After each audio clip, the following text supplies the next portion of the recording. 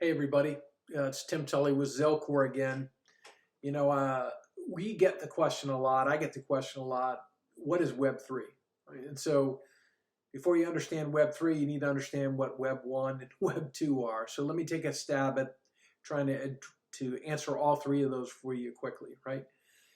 Like Web1 initially was the start of the internet, and it was really built around the email system and static websites, marketing websites, really where you went and got information. You couldn't really do too much more than that, right? And that quickly evolved into what most people, when they think about the internet, Web 2.0 is what people think of, right? So this was where you were able to find stores, individuals, people, entities, etc. And once you got there, you had the ability to transact with them, right? So you could buy or make purchases on something. You could upload a video or download a video. You could post social media. You could make a Twitter post. All these things where information got exchanged and you could really perform transactions. Exchange files, all of these things that have evolved kind of over time. And frankly, that's been the last 15 plus years has really been Web 2.0.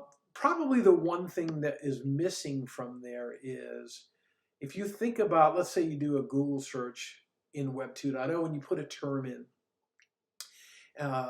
like let's say, find a stockbroker for me or a stock brokerage for me. And what gets returned, the results that get returned to you are, for the most part, incentivized algorithms based on how much each party pays Google to put them at the top of the list, right? And so it returns that list to you, and then you pick one and you dive down and you get brought into their universe, if you will, and you establish your credentials, you become a client, etc. The people that own the data are all third parties. You don't own your data in that scenario. Your behavioral data, all those things.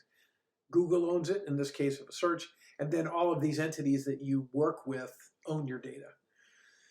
What's going to change in Web3, and I think that's why there's so much hype and excitement about this, is the ownership model changes, the paradigm changes, right?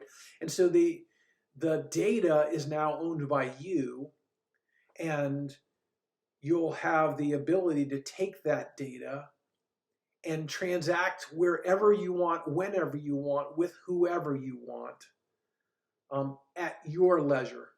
And you'll decide when and where you'll transact. And if, for example, you don't like the price on stock broker A or stock exchange A, you'll go to B very seamlessly.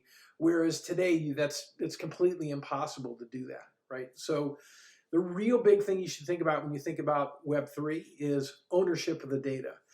And I think the best way that I've heard it described, which makes a lot of sense, is, think about Web1 as read, Web2 as read write, and Web3 as read, write, and own.